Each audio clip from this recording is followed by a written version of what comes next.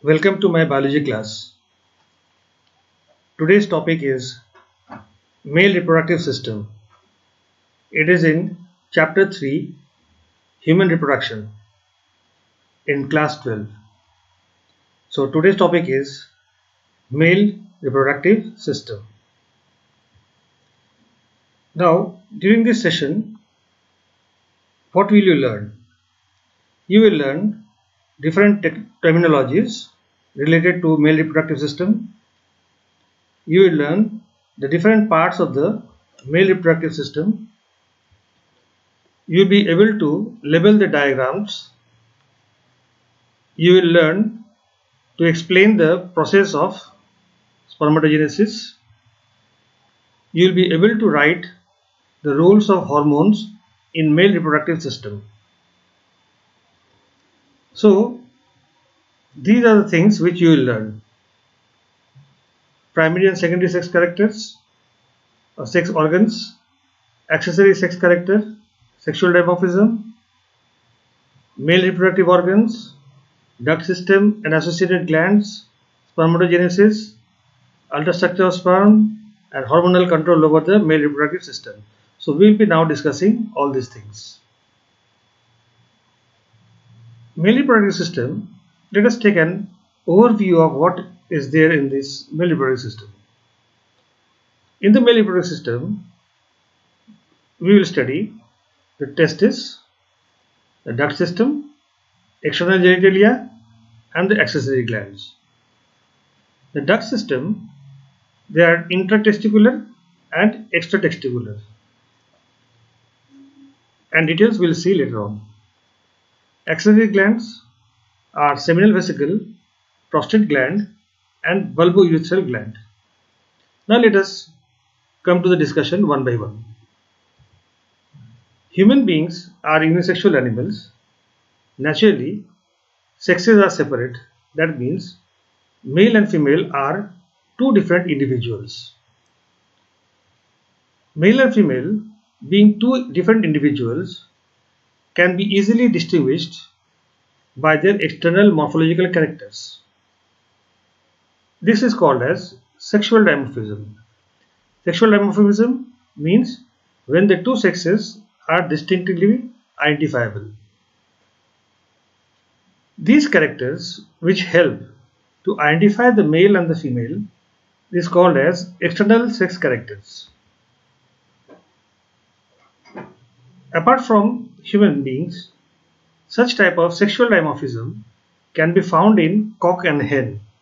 I hope all of you have seen cock and hen. You can identify cock and hen. Similarly for tiger and tigress, lion and lioness, peacock and peahen. All these animals show sexual dimorphism. Do you know what is primary sex organs? These are usually called as gonads. These organs produce gametes and sex hormones. In males, the primary sex organ is the testis. Testis, since it produces both the male gametes called as spermatozoa and the male sex hormone called as testosterone, so it is the primary sex organ. Another term which we know is secondary sex organ. Then what are these? Secondary sex organs, these are the genital ducts associated with the system. These organs, they do not produce gamete or sex hormones, but the reproductive system is incomplete without these.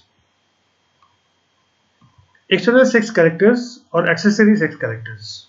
Just now we have discussed that these are those characters which helps to distinguish a male and a female.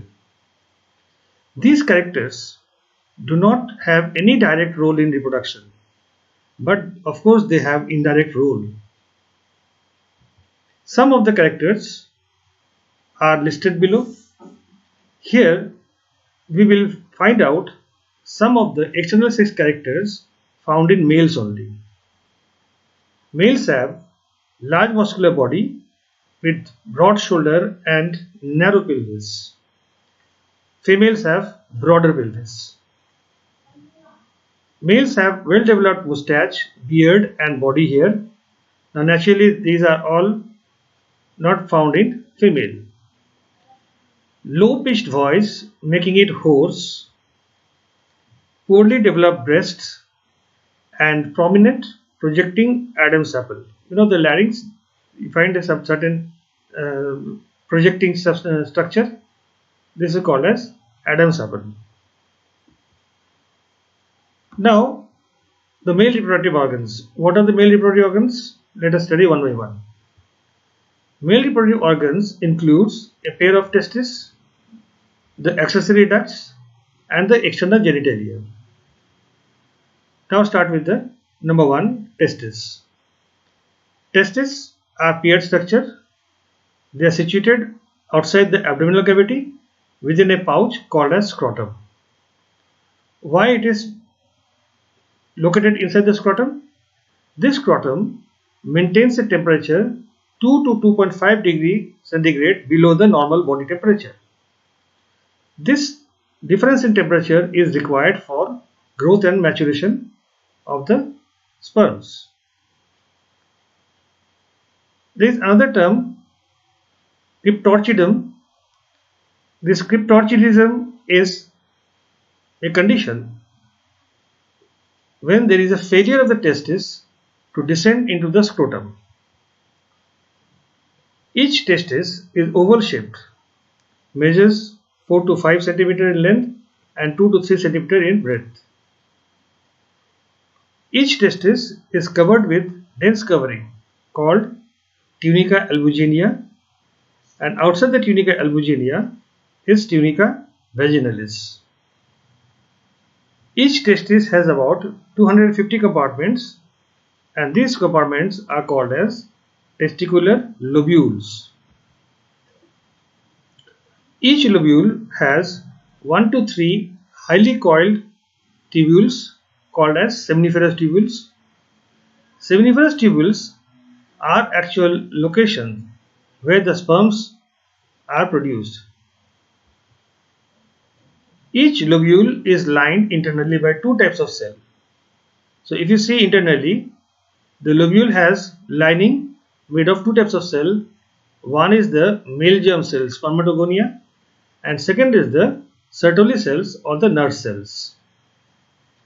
Spermatogonia undergoes meiotic division and forms sperms. This is spermatogenesis. Whereas the Sertoli cells, they are present to provide nutrition to the germ cells or the spermatogonia so that they can undergo meiotic division to form sperms. Now in the lobule there are seminiferous tubules. Now spermatogonia and Sertoli cells are inside the seminiferous tubules. Now outside the seminiferous tubule there are interstitial spaces. In these interstitial spaces there are interstitial cells, also known as Leydig cells. Leydig cells have an important function. They synthesize androgens called as testosterone. This is the important diagram showing the internal structure of testis, which we have just discussed, and now the duct system, which we will be discussing. This duct system includes the retitestis, the seminiferous tubules. From the lobes it forms the retitestis, then vasa efferentia, epididymis and vas deferens. Now let us see the path. That is the duct system. Since the sperms are produced inside the seminiferous tubules, they have to travel through several ducts and then it will come out. What is this duct system? The path is from the seminiferous tubules, it enters into the tubuli recti, then retitestis. From the retitestis, it will enter into the vasa efferentia. Up to the vasa efferentia, up to this much, vasa efferentia, it is within the testis. Next part is extratesticular. This part is, which part is written in red, this is within the testis. Intratesticular, and the remaining part is extratesticular. So extratesticular starts with epididymis, then vas deferens to form the ejaculatory duct. Ejaculatory duct then forms the urethra, and finally it is ejected out through the urethral meatus. So this is the total accessory ducts in the male reproductive system. External genitalia. It is the penis, which is the male external genitalia, through which the urethra runs to the body exterior. The urethra has double function. Do you know what are these functions? One is it leads the sperms out, and another is the urine. There are specialized 3 columns of spongy tissue. 2 are corpora cavernosa and 1 is corpora spongiosum. These columns of spongy tissue helps in erection and insemination. Enlarged end of the penis is glans penis, which is covered by loose skin called as foreskin or prepuce. Male accessory glands. It includes a pair of seminal vesicle, a prostate gland, and a pair of bulbourethral glands, also called as Cowper's gland. Secretion of these glands constitute the seminal plasma, which is rich in fructose and enzymes. Secretion of bulbourethral gland helps in lubrication of the penis. The structure is now over. Now let's discuss how the sperms are formed. This is spermatogenesis.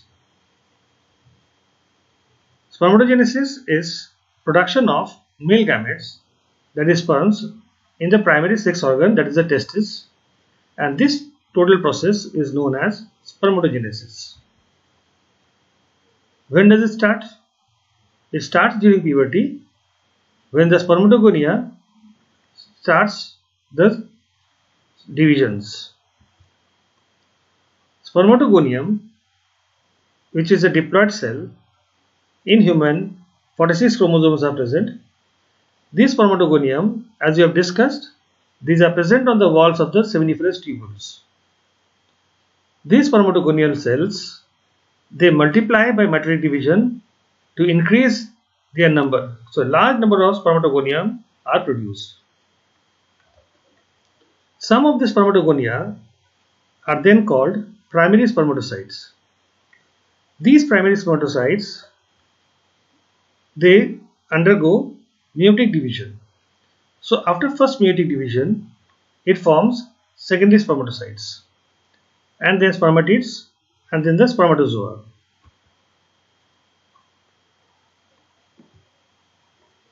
As you see in this diagram, spermatogonium 2n = 46 divides by mitosis, produces a large number of spermatogonium. Some of them forms the primary spermatocytes, undergoes first meiotic division, forms secondary spermatocytes. These are haploid cells. These undergo second meiotic division to form spermatids. These are also naturally haploid. Spermatids are typical cell-like structure. Then each spermatid undergoes differentiation to give a typical tadpole-shaped structure, the spermatozoa. So one spermatogonium differentiates or divides to form 4 spermatozoa. Now you can see this structure as we have just discussed, the last part. This is the section of a seminiferous tubule, and this is just one part, lumen here in the center. As the lumen is here in the center, this is the lumen here in the center, and this is the wall. This is such a circular outline. So spermatogonium on the border, on the wall, there are Sertoli cells. There are large cells, the primary spermatocytes. There are secondary spermatocytes, and there are the spermatids. These are attached to the Sertoli cells, and finally they are detached from the spermatozoa called spermiation, and they are released into the lumen. So after the heads are released, they are in the lumen. This process will be called as, again I tell you, it is spermiation. So now we come across three important terms. They sound very likely, so there is every chance that you confuse them. One is spermatogenesis, second is spermiogenesis, third is spermiation. So again, let me recall this. The first is spermatogenesis, second is spermiogenesis, and third is spermiation. I think these three terms are clear to you. Spermatogenesis means the process of formation of sperms from germ cells or spermatogonium. Spermatids are metamorphosed into spermatozoa by this process called as spermiogenesis. And finally, the sperm heads which are embedded into the Sertoli cells, they are finally released into the lumen of seminiferous tubule by this process called as spermiation. So these three terms you must remember. This is the structure of a human sperm. It has a head, a neck, and a long tail. The plasma membrane covers the whole structure. Head has haploid nucleus. Anterior part is covered by a cap called as acrosome. These contain certain enzymes required for fertilization. The middle piece contains mitochondria, which is the energy source or powerhouse, and this energy is used for the tail motility. A human ejaculates about 200 to 300 million sperms, of which at least 60% should be normal shape and size, out of which 40% should show vigorous motility. Semen. Sperms released from the seminiferous tubules are transported through the accessory ducts. During this transport, the seminal vesicle releases their secretion. So the seminal plasma along with the sperms form the semen. Now we come to the hormonal control of male reproductive system. Increase in the level of gonadotropin releasing hormone during puberty initiates spermatogenesis. So during puberty, GnRH increases and spermatogenesis starts. So it's a very common question, why at that age? It's just because GnRH increases at that time.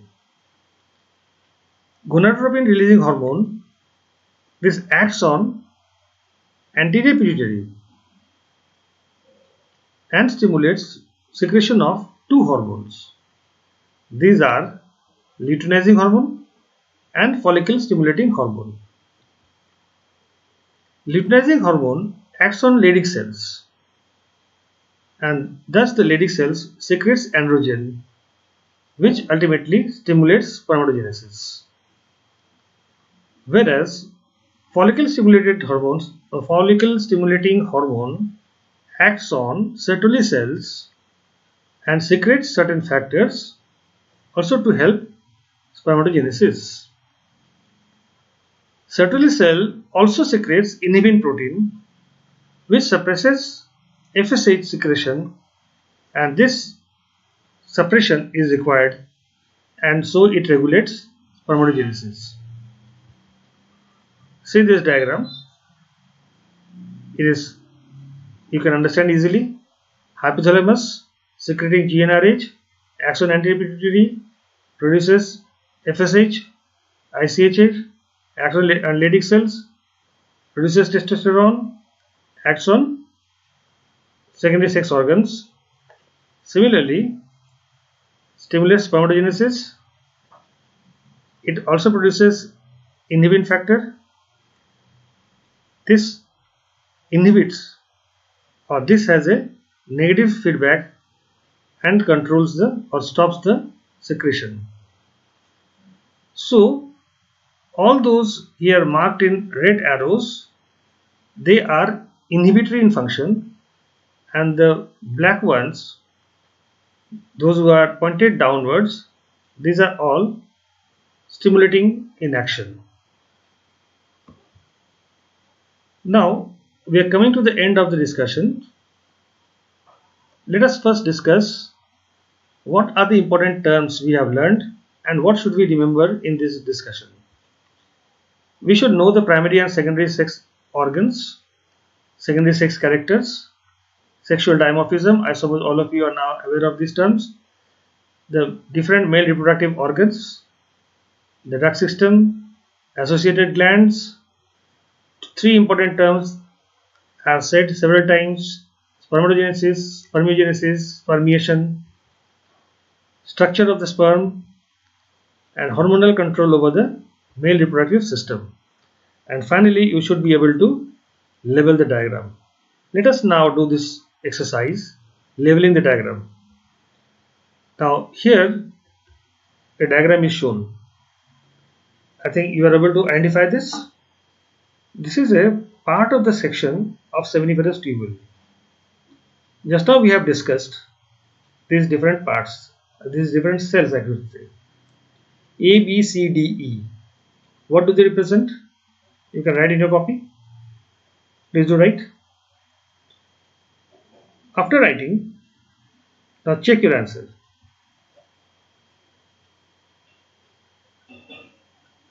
So, the spermatozoa, spermatids, secondary spermatocytes, primary spermatocytes, Sertoli cell, and the spermatogonium. If you are able to do this, then you have understood the structure of internal structure of seminiferous tubule and also the stages in spermatogenesis. Here are some questions for you. This is your homework. Differentiate between primary and secondary sex organs. Trace the path of sperm from testis to body exterior. Name the accessory male glands. What are their functions? Draw and label the structure of a human sperm. Explain the process of spermatogenesis. Define the terms spermatogenesis, spermiogenesis, and spermiation, and then the roles played by different hormones in the male reproductive system. So these were some of the questions which is possible from this discussion. There are more questions which can be formed, but you must know at least this much. And now before I leave, I must remind you that we have for you the next topic, that is female reproductive system. So please continue your study and look for the next video lesson. After completing the male reproductive system, now you should go for the next topic, that is female reproductive system. The video is available. You can search for it. Thank you very much.